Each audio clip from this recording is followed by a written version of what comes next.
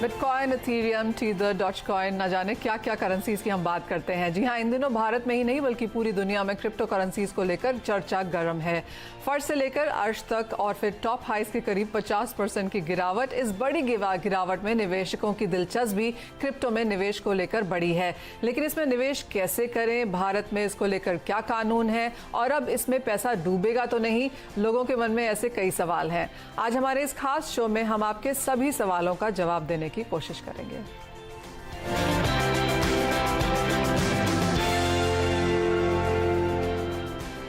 हमारे साथ जुड़े हैं blockchain and crypto currency committee के adviser Ajit Khurana, Giottus crypto currency exchange के सीईओ विक्रम सुबराज, वायु कॉइन के सीईओ शिवम ठुकराल। आप सभी का कार्यक्रम में स्वागत है। काफ़ी चौपीनेस है, काफ़ी सारी खबरें भी हैं और उनको लेकर बाजार काफ़ी कुछ यहाँ पर सीखना चाहता है, जानना भी चाहता है।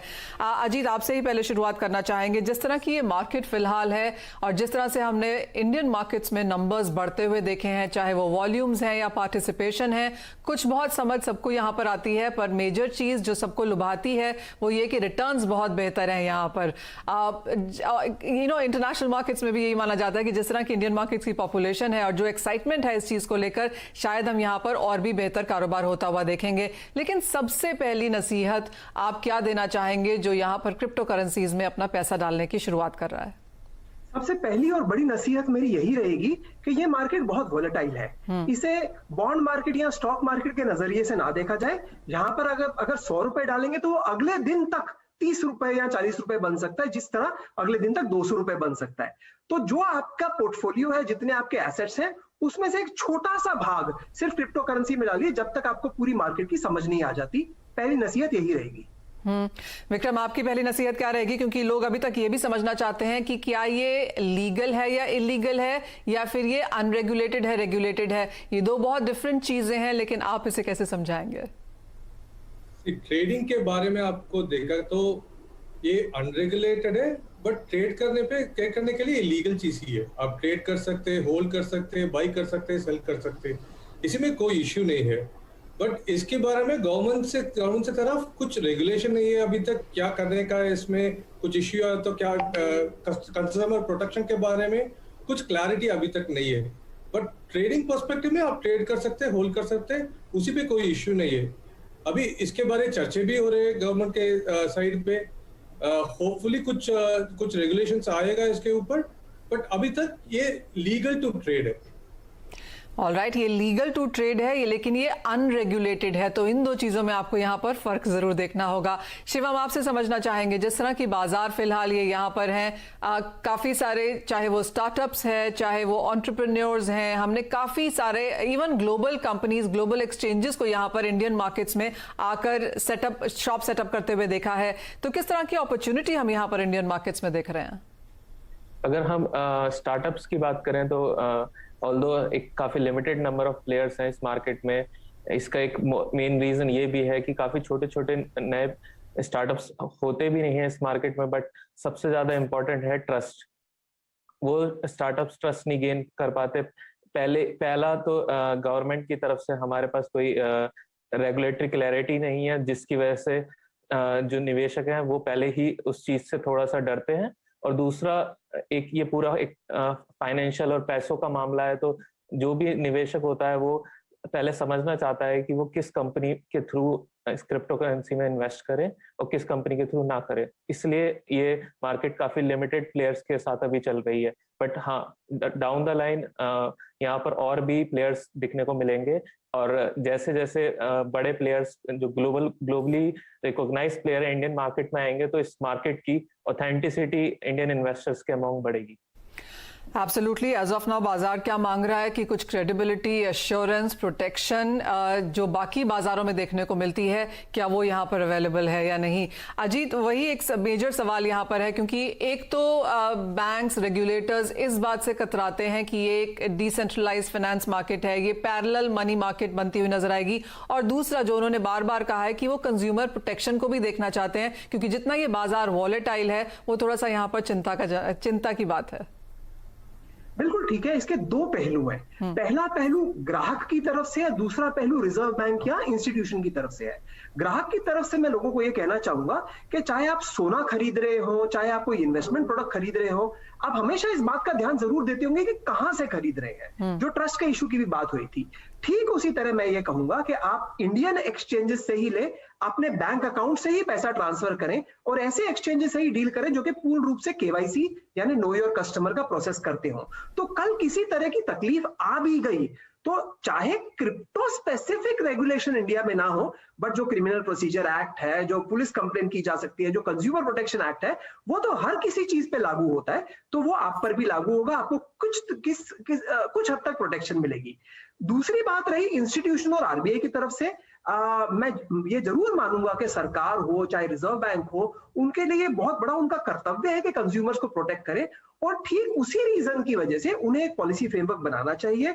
उन्हें कहना चाहिए कि बस इसी तरह के जो एक्सचेंजेस हैं या कस्टोडियंस हैं या क्रिप्टो के बिजनेसेस हैं, वही उनसे ही डील कीजिए। उससे कंज्यूमर प्रोटेक्शन बढ़ेगी ना कि घटेगी।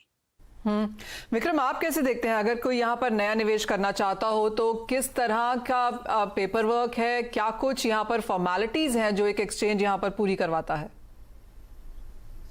इसमें फॉर्मेलिटीज सिमिलर टू एक फिनटेक इंडस्ट्री पे क्या क्या फॉर्मेलिटीज होगा in the form of KYC, वो सेम चीज होगा। लाइक डॉक्यूमेंट वेरिफिकेशन होगा, बैंक अकाउंट वेरिफिकेशन होगा, वो जनरल केवाईसी के बाद आप ट्रेड कर सकते हैं। सो फिनटेक स्पेस में आप चाहिए एक बैंक अकाउंट बना रहे, नहीं तो एक यूपीआई ऐप में रजिस्टर कर रहे हैं।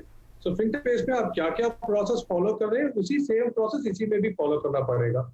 सो मेजॉरिटी एक्सचेंजेस ये केवाईसी का प्रोसेस फॉलो कर रहे हैं, और ये इतना भी हम इजी कर लिया ये प्रोसेस दैट आप रजिस्टर करने के बाद at max half an hour to 1 hour, उसके बाद आपका केवाईसी भी अप्रूव होके आप शेयर ट्रेडिंग करने के लिए चालू कर सकते हैं।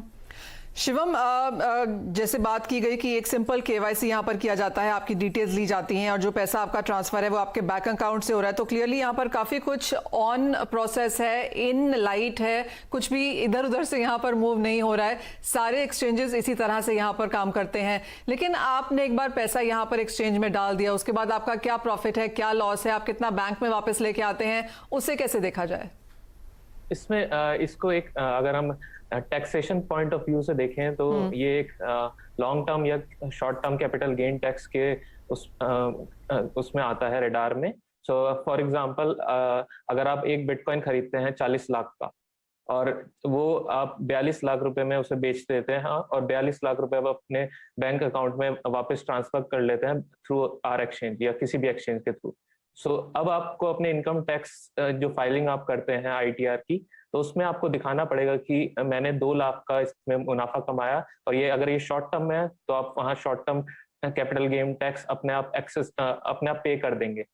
इसमें ऑल्दो इसमें गवर्नमेंट की तरफ से कोई गाइडलाइंस नहीं है, but this is normally formula which is used by all the investors in India. मतलब सारे जो भी इन्वेस्टर्स हैं वो इस फॉर्मूले के हिसाब से अपना टैक्सेशन फाइल करते हैं। अजीत, क्लियरली रिएक्ट यहाँ पर सरकार की तरफ से रेगुलेशन का इंतजार है और माना ये भी जा रहा है कि काफी हद तक, चाहे वो गिफ्ट सिटी में आए, जिस तरह की कॉन्वर्सेशंस हमने यहाँ पर सरकार की तरफ से आती हुई देखी हैं, या फिर उसे मॉनसून में यहाँ पर एटलीस्ट बिल डाला जाएगा, क्योंकि काफी सारे यहाँ पर चेंजेस करने होंगे कई लेवल्स पे, कई रेगुलेटरी के हिसाब से, बिफोर हम जिस तरह से ये बाजार देखना चाहते हैं वहां पर ये पहुंचे। लेकिन आप कैसे देखते हैं जिस तरह का सेल्फ रेगुलेशन फिलहाल यहाँ पर एक्सचेंजेस कर रहे हैं, आप उसे कैसे रीड करते हैं? देखिए, जो सेल्फ रेगुलेशन में अब तक हमने केवाईसी की बात कही है, मैं उससे काफी संतुष्ट हूं और मैंने देखा है कि ज्यादातर एक्सचेंजेस ठीक कर रहे हैं। मगर सिर्फ केवाईसी से बात नहीं बनेगी, क्योंकि ठीक उसी तरह जिस तरह बैंक अपना केवाईसी करते हैं अकाउंट खोलने के बाद, उसके बाद ट्रांजैक्शन मॉनिटरिंग होती है, एएमएल मॉनिटरिंग होती है। वहां पर मैंने देखा है कि अलग अलग जो एक्सचेंजेस हैं वो अलग अलग तरह से अपने प्रिंसिपल्स अपना रही हैं और इंटरनेशनल बेस्ट प्रैक्टिसेस जो है वो अलग अलग तरह से इंडिया में अपनाई गई हैं। मैं चाहता हूं कि जो भी बिल है या जो भी रेगुलेशन हो, उसमें अकाउंट ओपनिंग तक तो ठीक है, उसके बाद कैसे ट्रांजैक्शन मॉनिटरिंग होगी, किस तरह से ये देखा जाएगा कि कस्टमर का इन्वेस्टर प्रोटेक्ट हो रहा है, और किस तरह से ये देखा जाएगा कि जो फंड्स एक्सचेंज होल्ड कर रही हैं, ठीक उसी तरह जैसे कि कोई भी फाइनेंशियल इंस्टीट्यूशन कस्टमर्स के फंड होल्ड करता है, तो क्या वो पूरे नॉर्म्स को फॉलो कर रहे हैं? मेरे ख्याल से पॉलिसी रेगुलेशन के अंदर ये सबसे बड़ा पहलू है।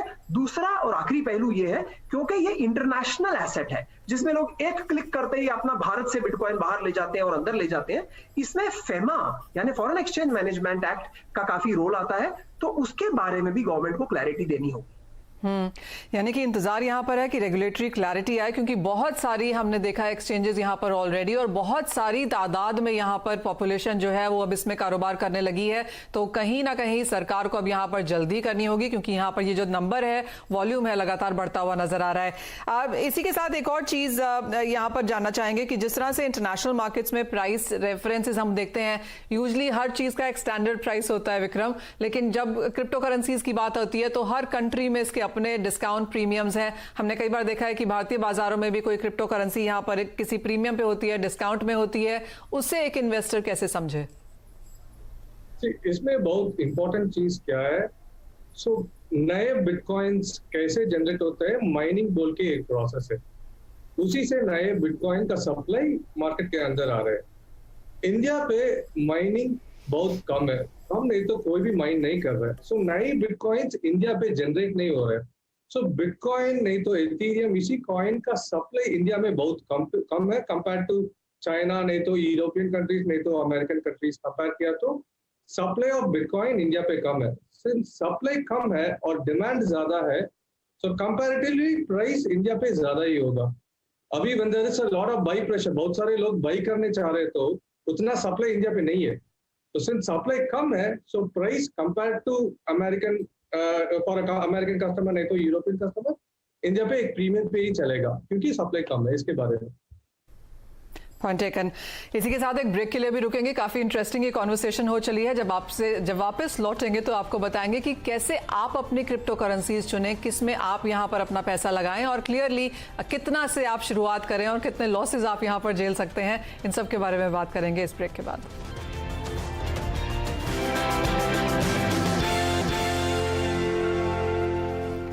आपका स्वागत है हमारे इस खास शो में, जहां पर हम क्रिप्टो करेंसीज और ब्लॉकचेन की बात कर रहे हैं। शिवम, आपसे जानना चाहेंगे क्या बेहतर तरीका हो खरीदने के लिए जब आप एक क्रिप्टो करेंसी में इन्वेस्ट करना चाहते हैं? अगर कोई भी नया इन्वेस्टर है तो मेरे हिसाब से दो मेथड हैं जिसके थ्रू कोई भी इन्वेस्टर कभी भी लॉस नहीं खाएगा।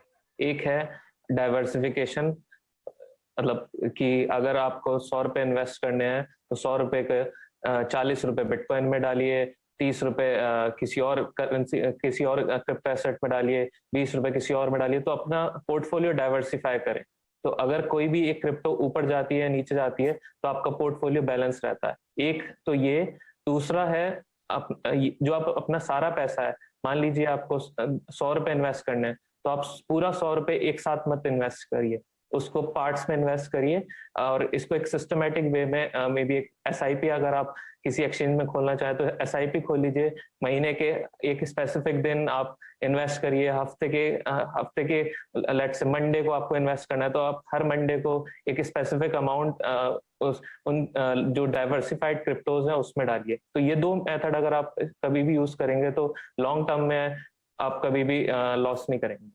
ओके विक्रम, आप कैसे देखते हैं इन्वेस्टमेंट को, क्योंकि जिस तरह से यहाँ पर मूवमेंट होती है, जितनी यहाँ पर वॉलेटिलिटी है, जैसे शुरुआत में ही अजीत कह रहे थे कि आपके 100 रुपए 40 भी हो सकते हैं और 200 भी हो सकते हैं, तो इस वॉलेटिलिटी को झेलने के लिए क्या किया जाए?